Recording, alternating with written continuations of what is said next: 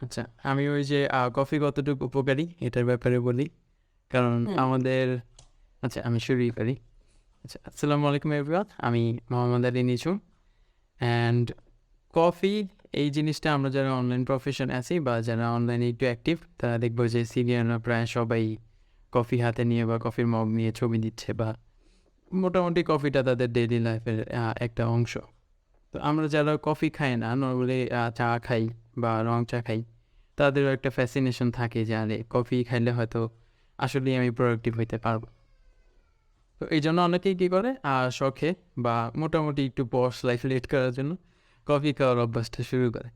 তো শুরুতে যারা আমরা কফি খাওয়া শুরু করি, চায়ের থেকে যখন কফিতে আসি, তখন হ্যাঁ, এটা স্টিমুলেশন হিসেবে কাজ করে কিছুটা। ধরেন আপনার ঘুম দেরিতে আসবে। আপনি যদি সন্ধ্যার পর কফি খান তাহলে ঘুম হয়তো একটু দেরিতে আসতেছে বা মোটামুটি আপনি যতক্ষণ থাকতেছেন আপনার হয়তো প্রোডাক্টিভিটি বেশি থাকতেছে। এই জন্য শুরুতে কফিটা মানুষজন অনেকে এনজয় করে। কিন্তু কফি যতটুকু উপকার করতেছে আপনাকে ইনিশিয়ালি, সেটা কিন্তু চাইলে অন্যভাবে করা যেত, যেটাতে আবার আসবো, ব্যাক করবো পরে। কফি যখন আমরা শুরুতে খাইতেছি তখন কয়েক মাস বা ৬ মাস ১ বছর আমি এটার উপকার পাইতেছি। আমি বেশিক্ষণ অ্যাক্টিভ থাকতে পারতেছি। আমি হয়তো ০.৫ ঘন্টা, ১ ঘন্টা, ১.৫ ঘন্টা বেশি কাজ করতে পারতেছি। তো এরপরে কি হয়, এই কফি খাওয়ার যে উপকারটা ছিল, ওইটা আস্তে, আস্তে কমতে থাকে। লাইক আমি আগে ১ মগ খাইতে যতটুকু প্রোডাক্টিভিটি থাকতো, এখন আমার ২ মগ খাইতে হইতেছে।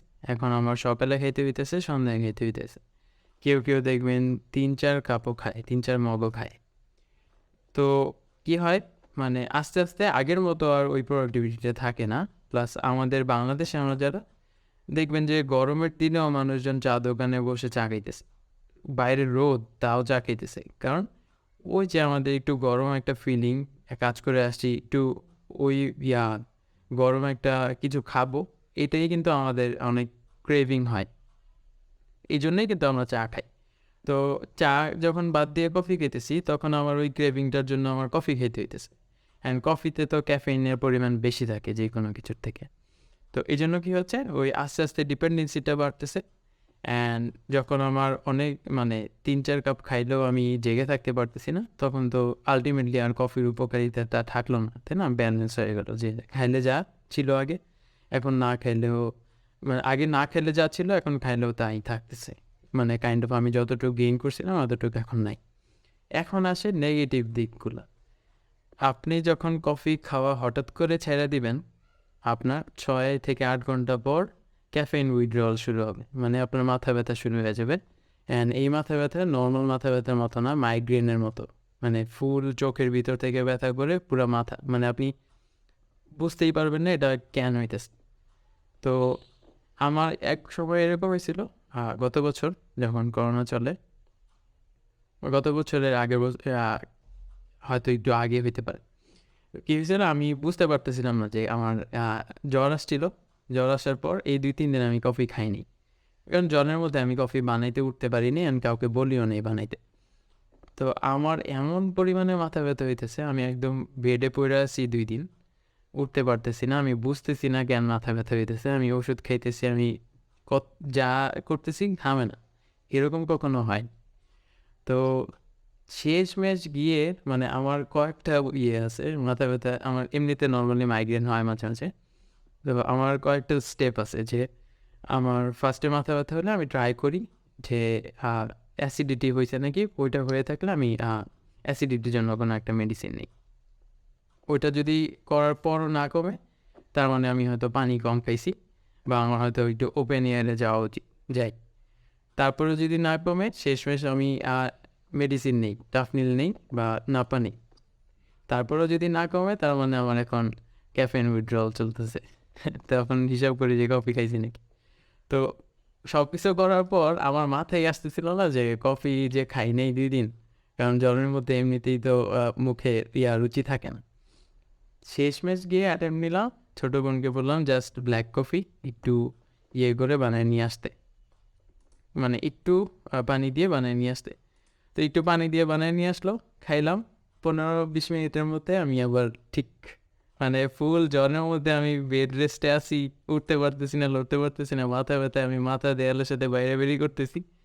15 মিনিট পরে আমি ঘাম দিয়ে পুরো শরীর ঠিক, এখন আমি আবার পুরো সুস্থ। তারপরে আমি বুঝলাম যে কতটুকু ডিপেন্ডেন্সি ক্রিয়েট হয়েছে। অ্যান্ড তখন আমার মোটামুটি 3 কাপ 4 কাপ খাওয়া হতো। এখন আমি একটু রেগুলেশনের মধ্যে আনতেছি। দিলেও বেশি কফি দিই না কফির মধ্যে। সকালে ঘুম থেকে উঠে খাওয়ার অভ্যাস হয়ে গেছে, ওই সময় একবার খাই। আর একবার হলো বেশি দরকার হলে সন্ধ্যার সময়, সন্ধ্যার আগে একবার খাই, সন্ধ্যার পর আর খাই না। কারণ ওইটা খাইলে আমি হয়তো ইনস্ট্যান্টলি ঘুমাইতে পারি, আমি কফি খাইলে আমি 15-20 মিনিট পরও ঘুমাইতে পারি, আমার ঘুমের সমস্যা হয় না, কিন্তু কোয়ালিটিটা ওইরকম থাকে না। এই জন্য আমি সন্ধ্যার সময় খাই, একটু লেট নাইট হয়ে গেলে লাইক এইরকম সময়ে আর খাই না। তো এটাই কফি শুরুতে যারা এখনও ডিপেন্ডেন্ট না কফির উপর, চা খাইতেছে, রং চা খাইলে হয়ে যেতেছে, গরম কিছু খাইতে ইচ্ছে করতেছে, চা খাইলে আপনার আর কোনো ক্রেভিং থাকতেছে না, চাতেই স্টিক থাকেন, কফিতে আসার দরকার নেই। কারণ আপনি এখান থেকে যে প্রোডাক্টিভিটিটা পাবেন ইনিশিয়ালি, ওটা আপনি একটু ওয়ার্কআউট করলে, একটু বাইরে ঘুরতে গেলে, একটু ফ্রেশ এয়ারে আপনি হাঁটাহাঁটি করলে এমনিতেই মোটিভেটেড থাকবেন। ওইটা আপনার মেন্টাল মোটিভেশন থেকে ওই প্রোডাক্টিভিটিটা আসবে, যেটা স্টিমুলেশন থেকে দরকার নেই। তো কফির উপকারিতা আছে ইনিশিয়ালি 6 মাস 1 বছর যদি আপনি মোটামুটি প্রোডাক্টিভ থাকতে চান, কিন্তু এটার যে এই ড্রব্যাকটা আছে যেটা আপনাকে প্রায় আরও 2-2.5 বছর ক্যারি করতে হবে, ক্যাফেন উইথড্রয়ালের জিনিসটা। এই জন্য আপনি ওইটা একটু অ্যাভয়েড করতে পারেন যদি এখন শুরু না করে থাকেন। আর শুরু করে থাকলে আস্তে আস্তে কমায় দেন, তাহলে আপনার ডিপেন্ডেন্সিটা কমে যাবে, ক্যাফেন উইথড্রয়াল হবে না, হয়তো 2-3 দিন 4 দিন না খেলে পরে হইতে পারে। তো এতটুকু আমার এক্সপিরিয়েন্স থেকে শেয়ার করলাম। অ্যান্ড এখনও আমার মাথা ব্যথা করতেছে, আমি বুঝতে পারতেছি না কেন করতেছে। তো আমি এই যে এই সেশনের পর একটু ওপেন এয়ারে ঘুরে আসবো, কারণ আমি অলরেডি অ্যাসিডিটির জন্য, কফির জন্য এগুলো অলরেডি অ্যাপ্লাই করা শেষ। ওকে, ঠিক আছে। আর নিঝুমকে অনেক ধন্যবাদ সুন্দর করে কথা বলার জন্য কফির ব্যাপারে। কফিটা ভালো, কিন্তু কফিটা অতিরিক্ত কফি গ্রহণ করা উচিত না। আর হচ্ছে কফিতে খুব বেশি অভ্যস্ত হওয়া উচিত। আমাদের প্রেক্ষাপটে চাটাই হচ্ছে বেশি ভালো আমাদের সবার জন্য, আমার মনে হয়।